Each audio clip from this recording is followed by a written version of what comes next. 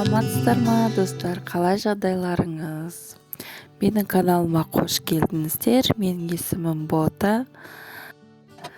Бүгін біз сіздермен бірге холодильникті реттеп, тазартып, ішіндегінің барлығын шығарып, содан кейін үлкен закуп жасадық. Сол закуппен толығырақ таныстырып кетемін. Видеоны көріп бастасаңыздар, менің каналыма тіркелуді ұмытып кетпеңіздер.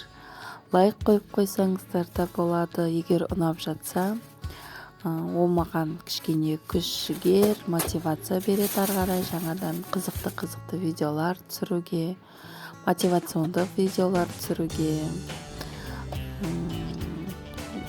Ал мен жұмысты бастап кеттім. Мына тақтайды көрсетіп жатқаным жырылып, екі ортасы бөлініп кетті. Байқағаным, бетінде басқа ағашпен қапталған, ортасы басқа ағаш екен. Негізі тақтай таңдаған кезде полный бір ағаштан жасалған тақтайды таңдау керек екен. Мен енді ең бірінші рет, бұрын алдында ағаш тақтайлар болған емес, менде пластик тақтайлар болған түгіл. Сол себепте енді келесіде полный цельный алу керек. Бөлінбеген тақтайдан бамбук деп мақтады, енді жырылып кетті. Ештеңе қылмас енді. Осы күні мен мясной салат жасадым. Мясной салатты бұрын сыртымен үстіп сала салатын түгім, картоп сәбізін. Қазір жуып салатын болдым. Жуып салсаң, өзің ашқан кезде де приятно. Жұмыртқасын да бірге сала саламын, бөлек қайнатып жатпаймын. Ал менің холодильнигім кішкене штатив қозғалып тұрады. Қызым ойнап отыр қасында. Ренжімеңіздер енді. Холодильниктің барлығын полный шығарып алдым. Сөйтіп тазартуға кірістім.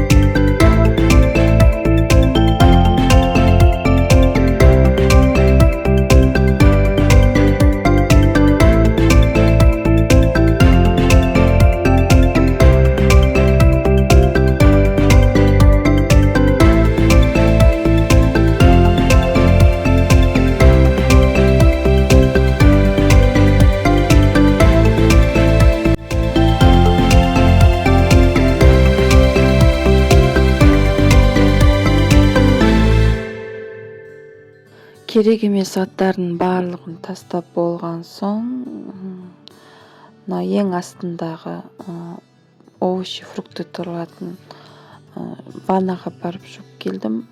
Немізге раковинамызға сыймайды екен. сөйтіп барлығын пакетінен босатып өйстіп әдемілеп қойдым. Сөйтіп қайтып бәрін орнына салдым. Менде көбіне дәрілерде тұрады. Холодильниктің ішінде сүт көп ішеміз, көп пайдаланамыз сүтті. Таңда мен ішем, тамақ ішіп болғаннан кейін 2-3 ұрттасаң, кішкене тамағыңды жақсы қорытып, жеңілдеп қаласың. Осындай тап-таза болып қалды.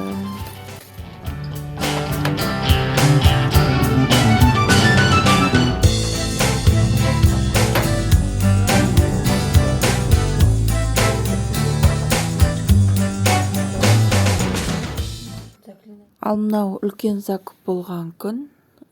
Продуктілерді Магнумнан аламыз көбінесе. Қазір барлығын столға қойып, сіздерге толығырақ көрсетемін не алғанымызды. Бірнеше ай болған түгін кішкене-кішкенеден ғана алып жүргенбіз. Осы кезде прям барлығын алдық қой. Рахаттанып, асықпай сөйтіп жүріп алдық.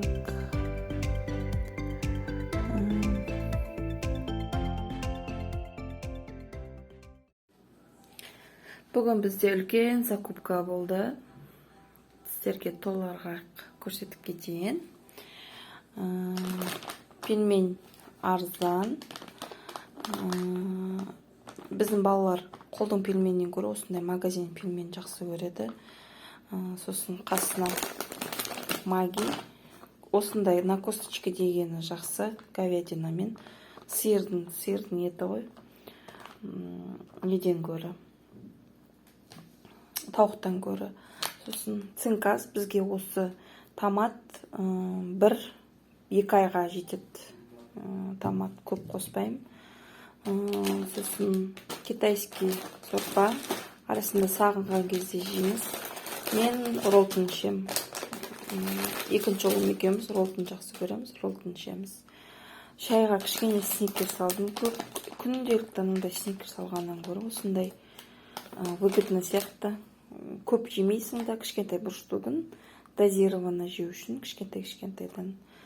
Сосын үлкенде ұлдарымда кружка бар еді. Мені соғып, осындай кішкентай қызыма кружка алдым. Күшті, керемет.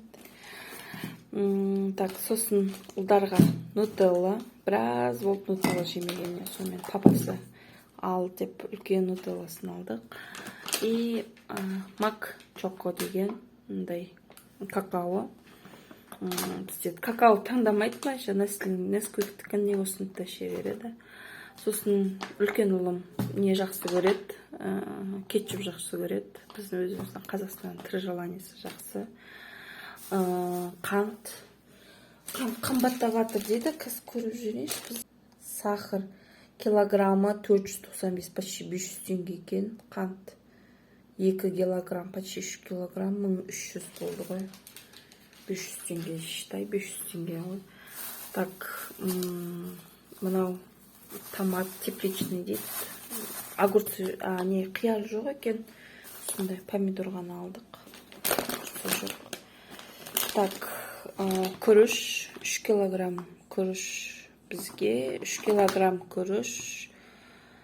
Так, 3-4 айға дейін жетеді 3 килограмм.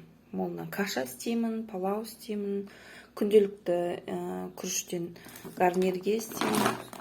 Макарон, енді макарон ұзаққа жетеді. Біз макарон көп жей бермейді екенбіз, байқаған. Так, макарон султан обязательно.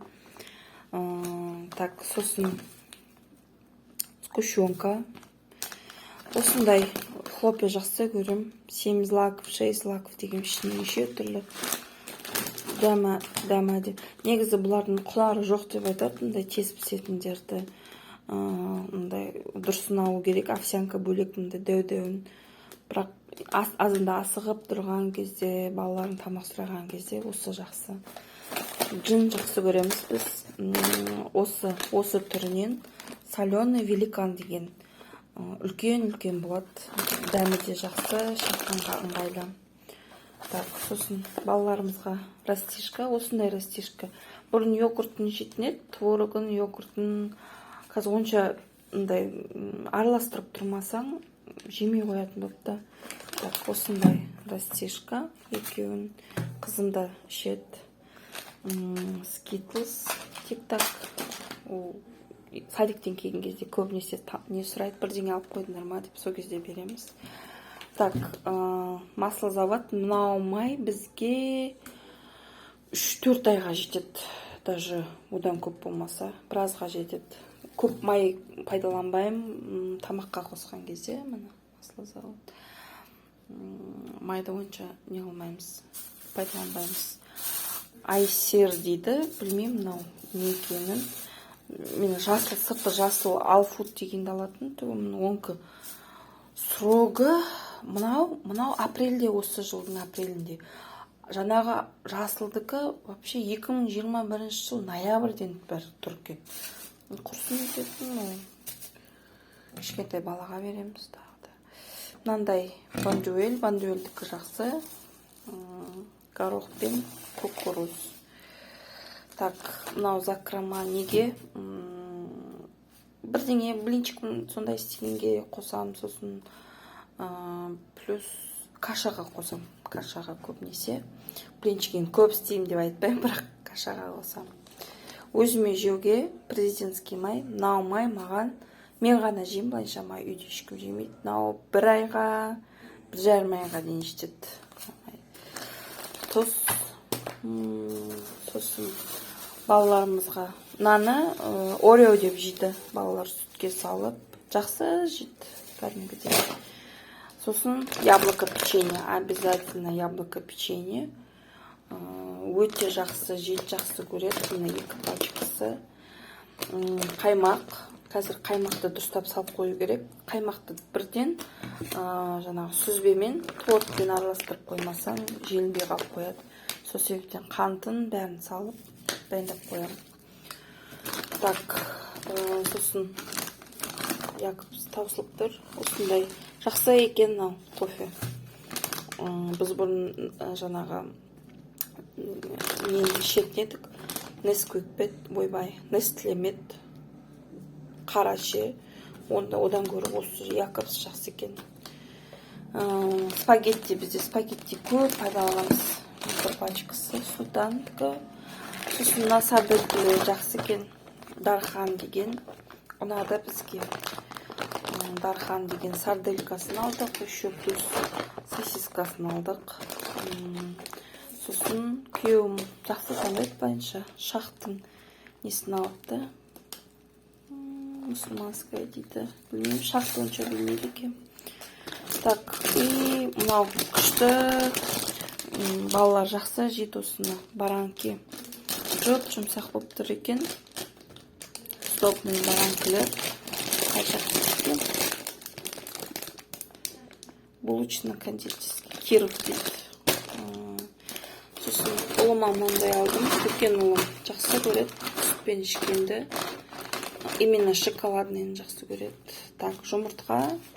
Біз 30 штук алмаймыз, осындай 15-15-тен аламыз. Так, сүт обязательно. Что-то соңғы кезде байқасам, сүттердің бәрі ашып кетіп жатыр, магазиннен алған сүттер. Көрек енді. 2 рет алдық сүт, 2 рет қайтарып берді қой. Мынау салфетка енді күшті қой. Қап, қалың еще. Сосын андай жыртылған кезде де жақсы жыртылады. Именно кішкентай болып жыртылады да. Ұзын қылып алмайсың. Камилия деген. Мынау салфетка, например, біз жақсы пайдаланамыз. Міне. Сөйтейін да, міне тұр ғой. Қалың еще салфетка көрдіңіз, жыртылған кезде де бір неге жетеді. Пайдалануға. Бұл салфетка бізге, білмеймін енді, 4-5-6 айға дейін жетпесе. Сосын фарш. Кішкене. Болды сонымен. Тағы да не бар? Стиральный порошок, как всегда, бізде стиральный порошок жетін болмайды. И мынандай босс деген алдым, отбеливающий. күйеуімнің халатын тікемін, өзіміздің киімдер. Жаздық кезде ақ киімдер көп болады ғой. Сол себептен осындай отбеливатель проактив дейді. Кішкентай ғана саласың, мұны көп салудың қажет жоқ. Порошокпен бірге араластырып саласың. Мұны стиральный машинаға салуға болады дейді. Сол, да картошка да алған жоқпыз, ештеңе де алған жоқпыз. Қор просто мынандай тамақтардың өзі. Так, счетты көрсетемін сіздерге. Бізде 46 мың болды, 169 копейкасымен. 46 мың. Арамызда.